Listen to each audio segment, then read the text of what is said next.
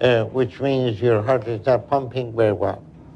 So you're going to be very high risk for doing any kind of surgery because there's too much risk that your heart can fail while you're on there. You understand that your weight is your major health problem. And right now I'm concerned about both of your willingness to change. And you are correct about not getting approved today because you're nowhere near where you should be. I know, yeah. I've been working with you too. He's not lost any weight and he's worse off now. There's always that group of people with food addictions that make you question if they've completely lost touch with reality. Like, how do you even get hooked on mixing ketchup with ice cream or munching on raw pasta like it's a bag of chips? They'll stand there defending their weird combo as if they're pioneering the next food revolution. But really, they're just making everyone else in the room lose their appetite. You'll know when you see Nathan, who has an unsatisfied wife for reasons that are not very common. I'm at a point now where it's painful to do anything. I think other people take for granted the ability to just move, you know. Nathan loves to paint his life as this tragic mess, but let's be real. He's the one holding the brush and the food. The real comedy here is how he still thinks he's somewhat mobile when he's one burger away from needing a forklift to get out of bed. Honestly, he should thank God for still letting him waddle around, because let's face it, we all know how close he is to upgrading from struggling to shower to needing a team just to hit the bathroom. It's not like this heavy Nathan, it's you. And get even worse. Dad's gonna go fix him some food, he's hungry. When the word food hits the air, Nathan gives up any hope of acting like a normal human. It's like he hears it and immediately taps out of reality because let's be real, food is the only thing keeping him going at this point. It's not just an addiction, it's his reason for being. You can see it in his eyes. He'll lose his mind if he doesn't let those voices in his head steer him straight to the fridge, ready to clear it out like it's some kind of personal mission. Clean and dressed and dry. It's time for breakfast.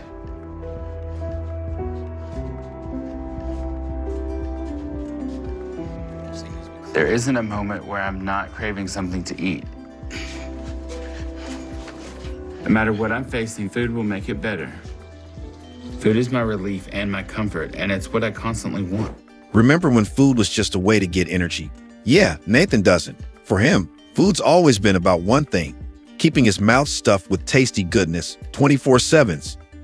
To call it a food addiction would be an understatement. This man has a full-blown obsession. He's so far gone that the thought of not thinking about food is like science fiction to him.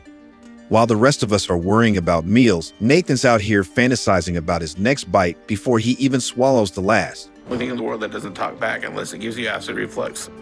It's just gonna make you feel better. And when I'm eating, it's euphoric. It's like this feeling of relief from whatever negative emotion I have going on at that time. And so even though a meal like this will make me really full, I'll keep eating. And the truth is, food to Nathan is like money to most people. You could give him the entire buffet, and he'd still ask for more. It's not just an addiction at this point, it's a calling. His love for greasy fast food is written into his DNA. So much so that even when his body literally fights back with acid reflux, he treats it like a minor inconvenience. It's not hunger anymore. It's a life mission, and the mission is to make his stomach regret every decision he's ever made. I didn't really try to make friends. I kept to myself, and after school, I just go home and eat. When you get upset, you reach for that ice cream, you know?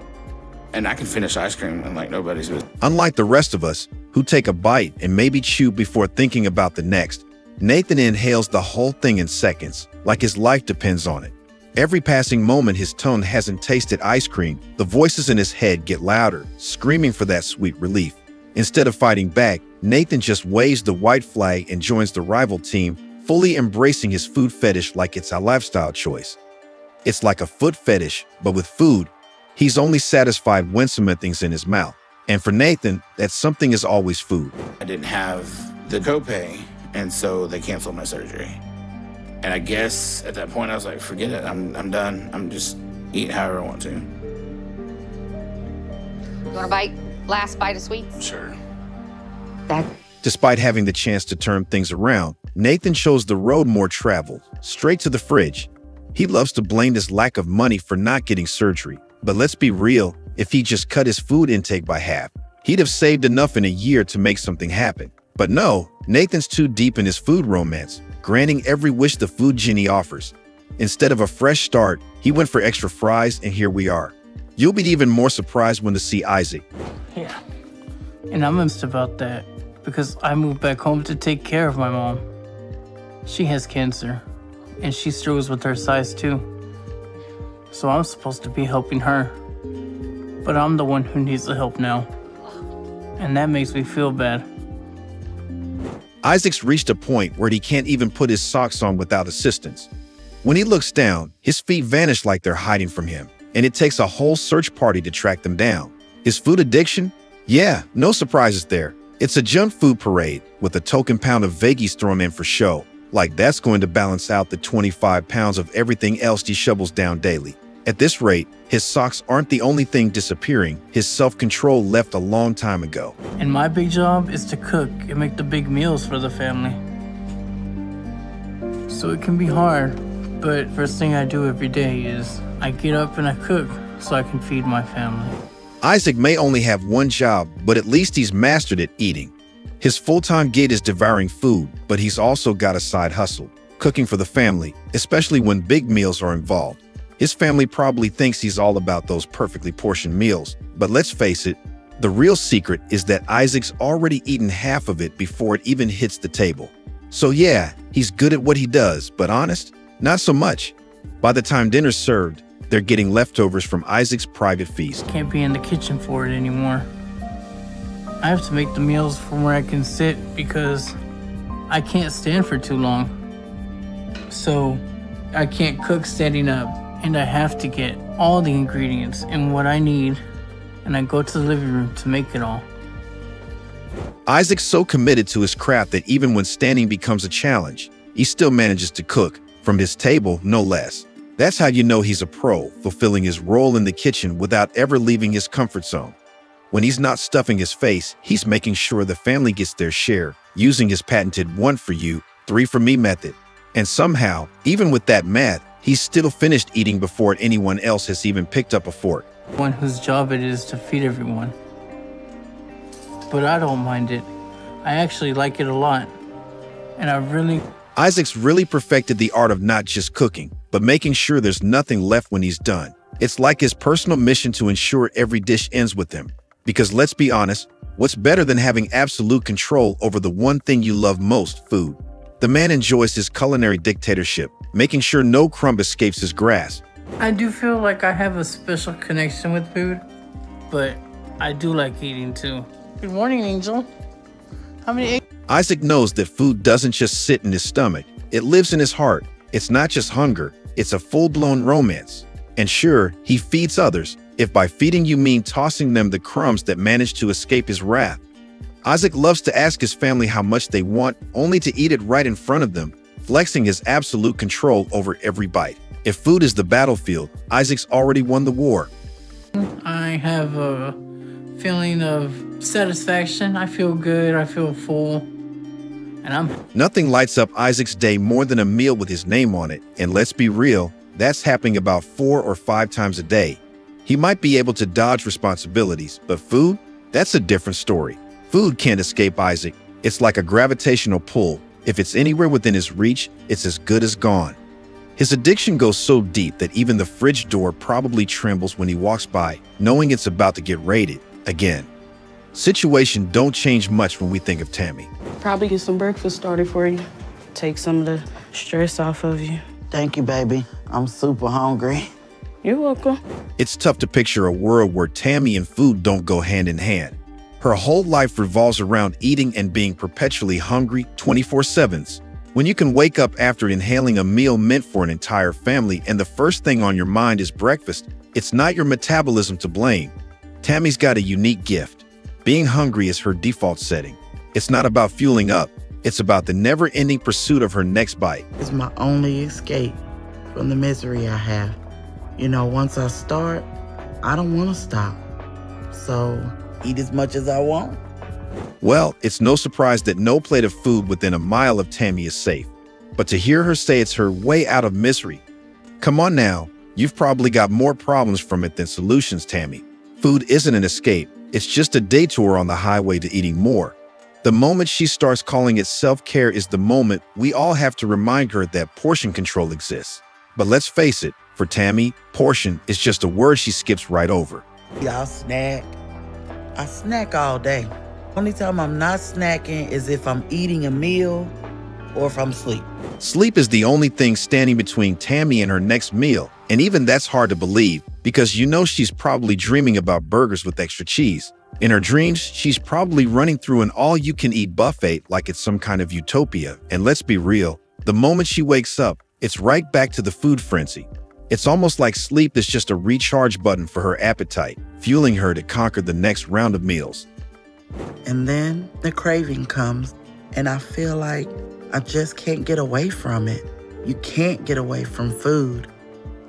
You have to have it, so it's always around. They use food to celebrate every event, birthday party, wedding, funeral. Most people use their brains to solve world problems, but Tammy's mind is laser focused on making sure she's mapped out every possible way to get food. Doesn't matter if it's a wedding or a funeral. If there's a buffet, Tammy's already strategizing how to maximize her plate count. She's the type to attend events not for the people, but for the food, and you can bet she's always got a backup plan if there's a shortage. For Tammy, life's greatest puzzle isn't world peace. It's figuring out how to sneak in that extra slice of cake. Tender meal, 5-piece fried fish. I got fries and mashed potatoes and a family okra, some chocolate chip cookies. When Tammy orders food, she makes sure no one else gets any because in her mind, she's doing everyone a favor. Seed, she's humble enough to prevent others from developing the same food addiction she has. So she takes it all on herself, doing the supersized superhero work. Tammy's not just eating for one. She's protecting the world from the dangers of overeating by making sure no one else has the chance. It's practically charity at this point, sparing others from the temptation by leaving nothing behind. Because my body parts could give out at any moment. My heart could stop, my lungs could stop, even my knees could give out and I fall, hit my head, break my neck, or in a very near future, I will lay in that. With all that food, a normal person could live off it for weeks. But for Tammy, it's barely enough for 3 seconds. She's like some kind of magical food wizard, where everything disappears the moment it's in front of her. You blink and it's gone.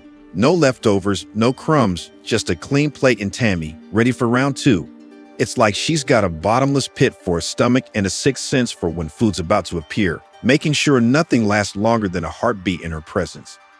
Now meet the terror twins, Vianney and Alan. But I know for that to happen, me and Alan would have to change the way we eat. But it's the thing we have left in our lives that brings us any sort of happiness or joy. And if we didn't have food in our lives, then I don't know what we'd even wake up for.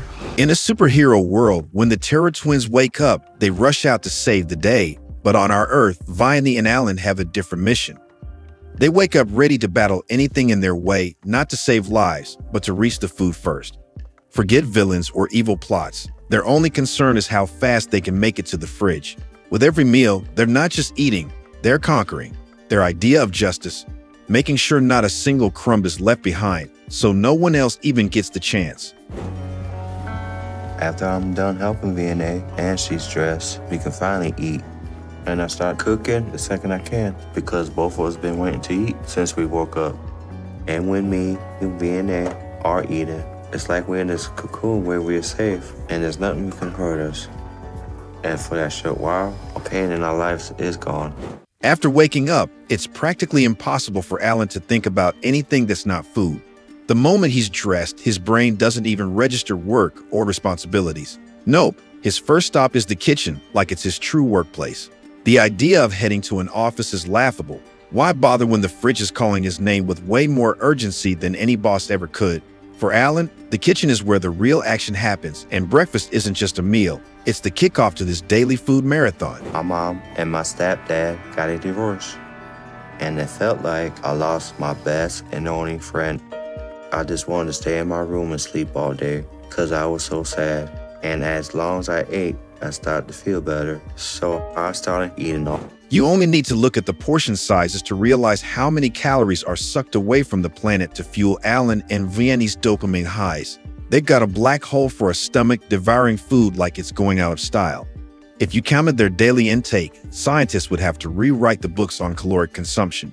With these two, it's an all-you-can-eat buffet, and the planet's resources are just collateral damage in their quest for happiness. But I know at this point, food is starting to take more than it gives because I don't know what I weigh, but it's probably over 600 pounds. So we have to do something. But giving up food seems impossible. Food is the glue holding Alan and Vlanie's marriage together. Their vows might as well have been written on a takeout menu. Every meal is a sacred ritual, turning their love story into a culinary adventure. It's not about for better or for worse, but rather for seconds or thirds. Their kitchen is the true altar of their relationship, where love is measured in calories and every dish is a testament to their unbreakable bond. In their world, happiness isn't just shared, it's served, and the feast never ends. And Alan going, for me, it helped me survive so much. One thing you'd wonder is how Alan and Vlanie managed to fit family-sized breakfasts and meals into their stomachs without a moment's delay. It's hard to believe they don't share a single giant stomach between them. They devour food like it's a race, with each bite disappearing as if it were never there. You'd think they've got some sort of magic trick going on, like a bottomless pit that just keeps expanding. It's gonna give out soon. The only thing that scares me more than the thought of dying is the thought of losing Alan. You getting full, babe? Get there. Can I have that slice? Oh, you want this slice? Thank you, babe. Yeah. Good slice. You might think Alan is the guy who can take down an entire buffet by himself. But it turns out he has a surprising weakness, his love for Vlanie. It's almost strategic. Whenever he's faced with a mountain of food, he'll gladly give up his own appetite just to share a slice with her. It's like a sneaky tactic to help him lose weight as he sacrifices his portion for hers. In this food-fueled romance, love might just be the only thing bigger than their appetites. Speaking of love, make sure to show some love by liking this video and subscribing to the channel.